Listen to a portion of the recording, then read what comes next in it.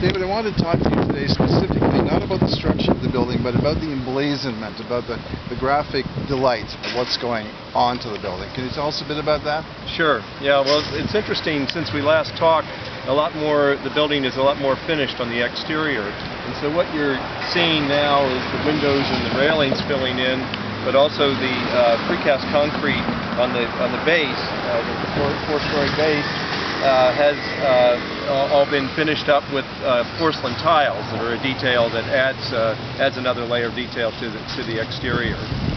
Each porcelain tile consists of, I think, 4 colors in different arrangements. I think there's actually 5 colors, but they're in different arrangements. That's right. The idea really was not to make a striped design or a spotted design or whatever. The idea is really to, in a sense, blend in to the color of the concrete, which is sort of a limestone color and finish.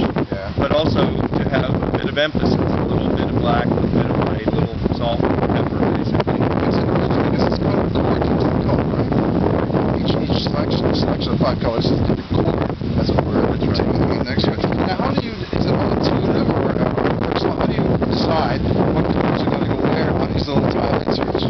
Well, it was a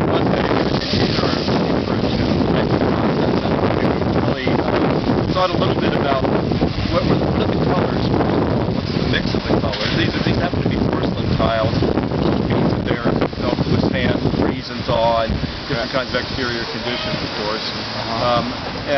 So we thought about the colors, the size we wanted to have consistent, and then we thought about the combination. And as you say, there are different combinations. In general, it's a little bit more individual tiles or smaller zones at the lower levels, and it gets to be the longer zones at the upper levels, and that's a scale device. It's about what do we see at eye level and what do we see from some distance. Right. You decide on it must be a little bit tricky, subtle, deciding on how much space is going to be between individual porcelain tile bars. Yeah, well, again, what we were thinking there, we didn't want it to look continuous. The idea was not that this would be A-B kind of rhythm. The idea was that it's primarily the look of the limestone look of the precast on the outside with the tiles used as accents. Yeah. And so it was important that it not be continuous. It's important to us that it be a little bit of a spice, a little bit of an emphasis or an accent within the broader context.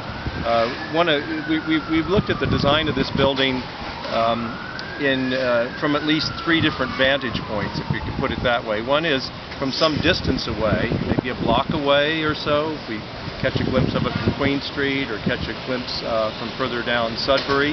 Another would be as you get closer, but you're not right at the building, but you're approaching the building. And the third one would be you're right in front of the building and maybe entering it or going to visit someone or use one of the shops. And those 3 points of scale, maybe to put it one way, were really important to us. So the tiles mostly contribute to the third one when you're close up. From a distance broader, you're more emphasis on in the middle ground, more emphasis on the base itself, and then the contrast with the top. From a distance, you may not see very much of the base. You're really seeing the silhouette of the building. And so the tiles as an accent are really an up close kind of a even at a distance, it does give the building a texture which is sort of more felt than seen.